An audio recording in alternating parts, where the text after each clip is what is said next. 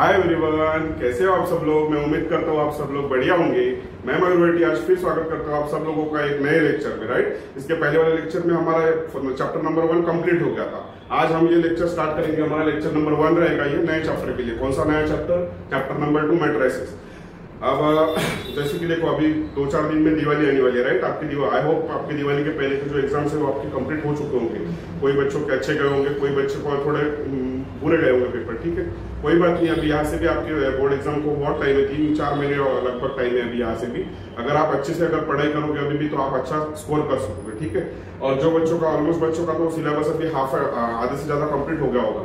अगर जो बच्चों को कोई डाउट रहा और अपने कोचिंग में जहाँ पे आप इधर उधर जहाँ से पढ़ रहे हो वहां से अगर कुछ आपको डाउट होगा, वहां से अगर कुछ कॉन्सेप्ट नहीं समझ में आएगी तो आप हमारे चैनल पे आके हमारे सब वीडियोस देख सकते हो एक बार। ठीक है, वैसे मेरा थोड़ा शेड्यूल थोड़ा मिसमैच हो गया। ये मैंने शुरू करते करते थोड़ा टाइम हो गया हमको, क्योंकि हमारा ऑलमोस्ट अभी हाफ सिलेबस कंप्लीट चाहिए था ये टाइम पे। बट मेरा थोड़ा शेड्यूल खराब होने की वजह से मेरा क्या हो गया कि मैंने थोड़ा लेट स्टार्ट किया।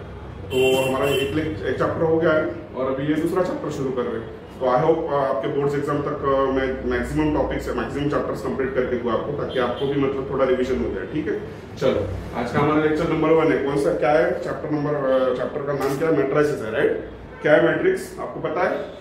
हेलो स्टैंडर्ड में हो गया शायद मैट्रिक्स। क्या होता है मैट्रिक्स? चलो एक बार बताता हूँ मैं आपको। अब हमको पता है ऐसा कोई कुछ तो भी हम स्क्वायर ब्रैकेट में जो डिनोट करते हैं उसको हम क्या बोलते हैं? मैट्रिक्स बोलते हैं। राइट, इसमें कुछ नंबर्स आते हैं, इसको हम क्या बोलेंगे? मैट्रिक्स। इसमें कुछ नंबर्स आते हैं, सपोज हम करेंगे 1 2 3 4। तो यहाँ पे कितने रोज हो गए? ये पहली रो हो गई, ये दूसरी रो, मतलब हम इसको बोलेंगे R1, ये हो गए R2। ये अगर इसको कॉलम कंसीडर किए तो ये हो जाएगा हमारे कॉलम 1, ये हो जाएगी हमारी कॉलम 2। राइट, मतलब इसमें 2 रोज और 2 कॉलम है, तो इसको कौन सी मैट्रिक्स बोलेंगे हम? इसका ऑर्डर क्या होगा? 2x2 matrix.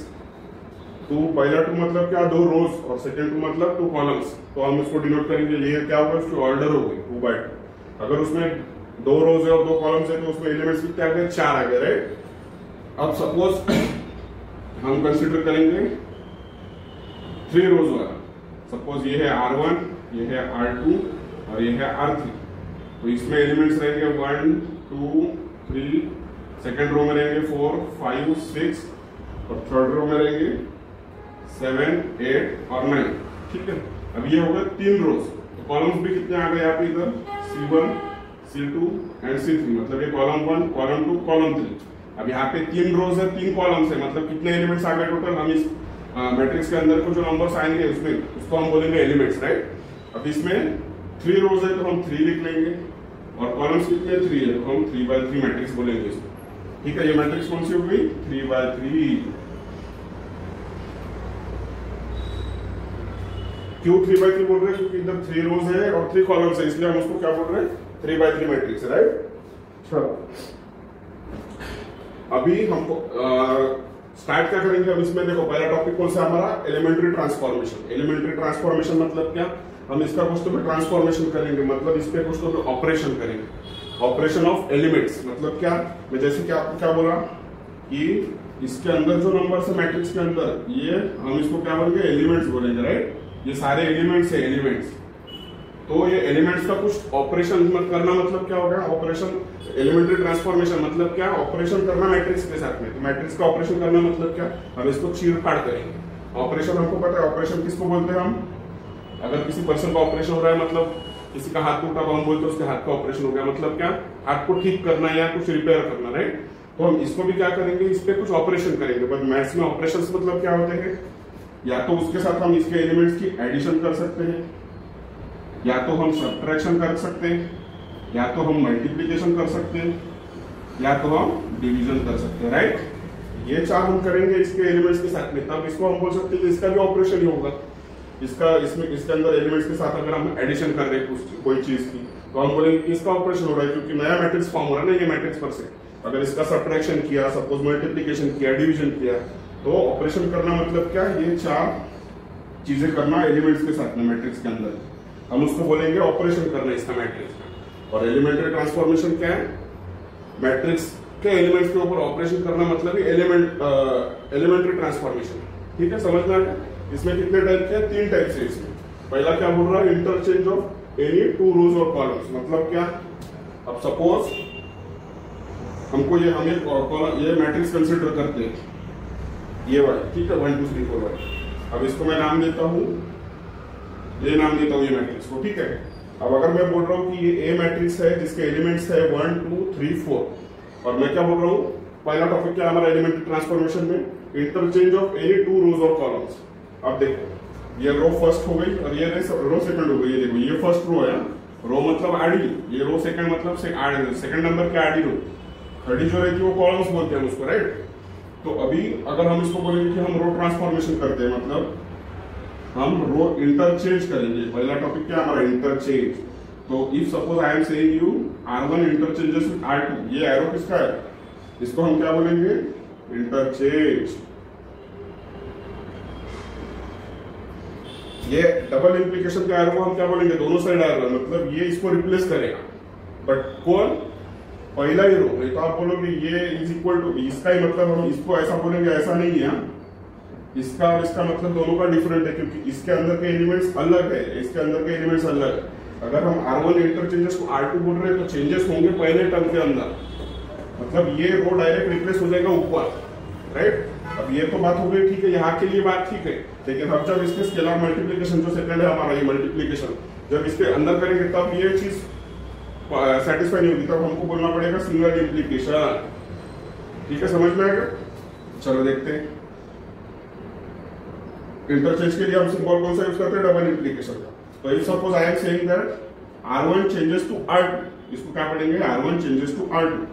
तो हमको R1 के एलिमेंट्स R2 में भेजने के, R2 के एलिमेंट्स R1 में भेजने के, तो क्या आएगा, मैट्रिक्स क्या फॉर्म होगी, नहीं वाली हमको जो मिलेगी, ये 3 4 ऊपर जाएगा, 3 4 राइट, और 1 2 नीचे आ जाएगा। देखो R1 के जगह पे R2 के एलिमेंट्स डाल दिए हमने, और R2 के अंदर R1 के एलिमेंट हमने जस्ट इंटरचेंज किया। तो हमारा पहला टॉपिक क्या बोल रहा है, इंटरचेंज ऑफ एनी 2 रोज और column, right.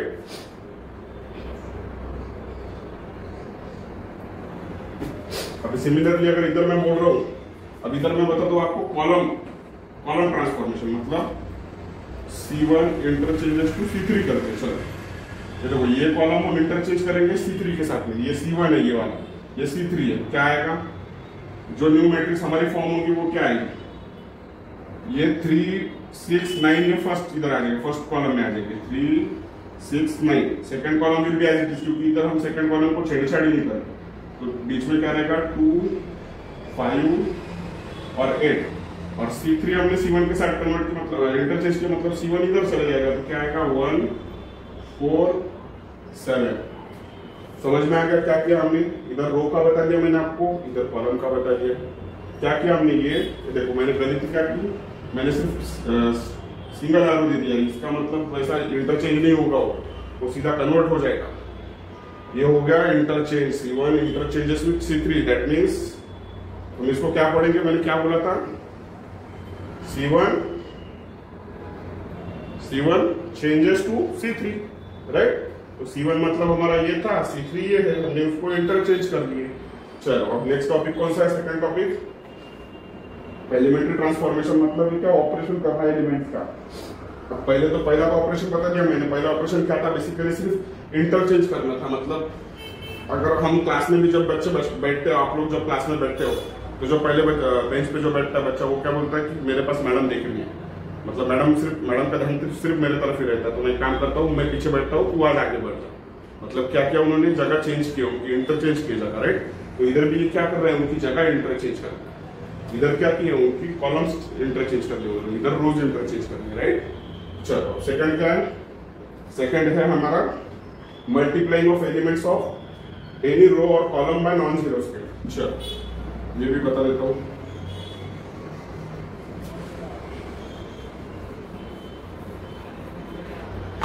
Multiplying of the elements of any row और कॉलम, मतलब कोई भी रो और कॉलम पकड़ लो एक, अगर उसको हम नॉन जीरो स्केलर के साथ मल्टीप्लाई करेंगे तो वो भी एक ऑपरेशन हो गया, वो भी एक एलिमेंट्री ट्रांसफॉर्मेशन हो गया। तो कैसा करेंगे, suppose I M multiplying R1 with 2R2, क्योंकि इधर 2 ही रोज है ना, तो इधर मैं रो के लिए बताता हूँ, ये मैट्रिक्स में 2x2 है, और उधर कॉलम के लिए बताता हूँ। चलो तो मैं क्या बोल रहा हूँ, R1, अब देखो मैंने इधर डबल एरो नहीं दिया, क्योंकि इंटरचेंज नहीं करना है, अब ये चेंज हो रहा है, पहला वाला डबल इंप्लीकेशन था, मतलब इंटरचेंज था। R1 चेंजेस टू R2 मतलब क्या था, R1 इंटरचेंज हो रहा है R2 के साथ। इधर मैं क्या बोल रहा हूँ, R1 changes to twice of R2, मतलब R1 की रो जो चेंज हो रही है वो कैसी हो रही है, 2 टाइम्स ऑफ सेकंड रो हो रही है। मतलब ये स्केलर मल्टीपल से हमने मल्टीप्लाई किया उसको, राइट।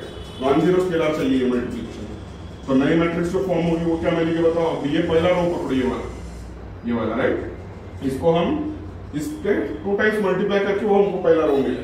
तो क्या आएगा, R1 क्या होगा चेंज, 2 टाइम्स ऑफ R2 मतलब 2 into 3 6 हो जाएगा, 2 मल्टीप्लाई बाय 3, और इधर 2 मल्टीप्लाई बाय 4 8 हो जाएगा। और R2 चेंज कर रहे हैं हम नहीं, तो R2 के एलिमेंट्स जैसे कि वैसा। देखो ये टॉपिक ऐसा है मैट्रिक्स, ये बहुत ज्यादा इजी है। आपने इसके पहले का जो चैप्टर पढ़ा, चैप्टर नंबर 1 मैथमेटिकल लॉजिक, उससे ज्यादा अगर आप देखोगे तो उससे ज्यादा इजी चैप्टर है ये, उससे ज्यादा स्कोरिंग है, और इसका वेटेज भी उससे ज्यादा अच्छा वेटेज है। आप अच्छा स्कोर कर सकते हो ये चैप्टर। बट आपको कैसा ये वाला ये जो है वो आपको एक बार समझ लेना पड़ेगा। अब मैं इधर क्या कर रहा हूँ क्या नहीं, ठीक है। उसमें तो भी हमको कुछ ना कुछ याद करना पड़ता था, वो हम कंसेप्ट हमारे लिए नहीं थी मैथमेटिकल लॉजिक जो। ये मैट्रिक्स बोले तो कुछ नहीं है, हमने ये मैट्रिक्स मेरे को बताओ, ये मैट्रिक्स तो ठीक है, अभी आप बोल रहे थे आपने पहली बार सुना। इसके पहले 10th वगैरह में तो हमने मॉड्स, इसको क्या बोलते हैं, डिटरमिनेंट बोलते हैं, मॉड बोलते हैं इसको, ये तो हमने सॉल्व किए है इसके पहले, राइट। सपोज इसके एलिमेंट्स मॉड के 1 2 3 4 है, हम इसको कैसे सॉल्व करते हैं, क्रॉस मल्टीप्लिकेशन करते हैं, 4 1 जा और माइनस करते, 3 2 6, इसका -2, ये तो हमने सॉल्व किए है इसके पहले। लेकिन हमको पता है कि मॉड सिर्फ ऐसा ही होगा, ऐसे ही सॉल्व होता है, ये इसका मल्टीप्लिकेशन माइनस ये इसका मल्टीप्लिकेशन, तो ये आंसर। तो ये मॉड मतलब क्या थी, 2 लाइंस थी, तो उसके बीच में कुछ एलिमेंट्स थे। यहाँ पे मॉड जैसा ही है लेकिन ये स्क्वायर ब्रैकेट है। हमको इसका कैलकुलेशन सिर्फ यही वे में कर सकते थे, इधर वैसा ही। इसको सॉल्व करने के लिए बहुत अलग अलग मेथड्स, वो मेथड्स ही हमको ये चैप्टर में देखना है। चैप्टर भी बहुत ज्यादा बड़ा नहीं है, बहुत छोटा चैप्टर है, जल्दी खत्म हो जाएगा हमारा। बस आपको कॉन्सेप्ट पे ध्यान देना है, हम क्या कर रहे हैं आज, क्या नया सीख रहे हैं। अगर आपको इतना अगर बेसिक चीजें अगर समझ में आ गई तो आपको तो बहुत अच्छा स्कोर करना होगा, ठीक है। अब देखो मैं क्या बोल रहा हूँ, R1 changes to twice R2 मतलब समझ में आया क्या किया मैंने। पहली रो चेंज करना है हमको, ये चेंज करना है, ये इसके हिसाब से चेंज करना है। इसके हिसाब से मतलब क्या, जो R2 की कुछ भी वैल्यू रहने दो उसका 2 टाइम्स लेना है, वो रहेगी हमारी row 1, that will be equal to row 1।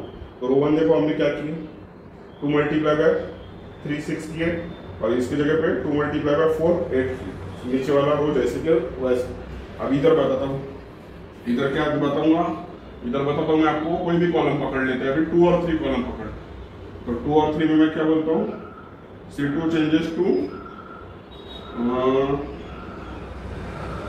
3 times C3 कर। चलो क्या मैट्रिक्स बनेगी, C2 will be changed into 3 times C3, मतलब C1 का कुछ रोल है कि इसमें कुछ भी नहीं है, तो C1 हम लिख लेते हैं सीधा ऐसा। क्या है हमारा C1 1 4 7, राइट। अब C2 चेंज होने वाला है C3 में, तो C3 चेंज हो रहा है, इधर नहीं हो रहा है, तो C3 भी लिख लेते। क्या है C3 3 6 9, राइट।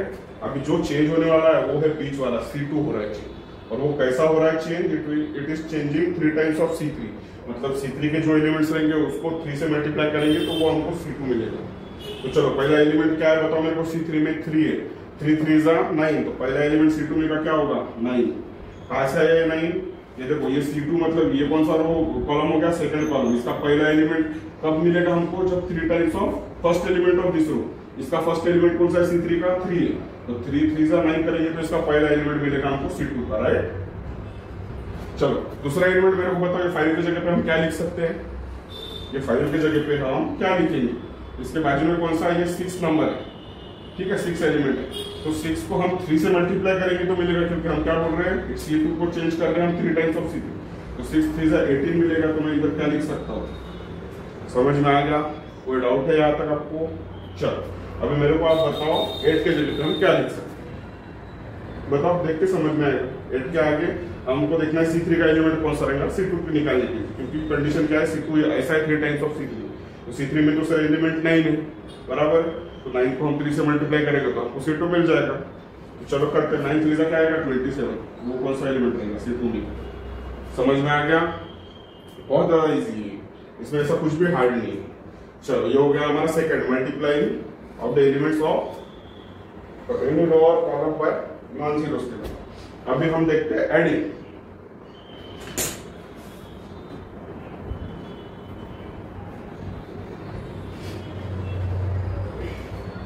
अभी एडिंग मतलब क्या, जैसा मल्टीप्लीकेशन किया वैसे ऐड करते हैं। अब सपोज मैं इधर बोलता हूँ आपको R2 चेंज करता हूँ, चलो अभी R1 बहुत हो गया, अभी एक बार R2 चेंज करता हूँ। R2 changes to R1 plus 2 times R1 plus R2। क्या लिखा मैंने, ध्यान से देखो आप इधर मैं क्या लिखता हूँ, मैंने ये मेरे मन से लिखा, आपको एक्सप्लेन करने के लिए। मैं क्या बोल रहा हूँ, हमको एडिशन बताने का है, उसके साथ में मैंने मल्टीप्लिकेशन का भी बता दिया आपको। यही एग्जाम्पल, सेम एग्जाम्पल। चलो कैसा सॉल्व करेंगे, इसको पढ़ेंगे कैसा पहले। R2 changes to 2 times of R1 plus R2, मतलब यहाँ पे चेंज क्या हो रहा है, सिर्फ R2 चेंज होगा।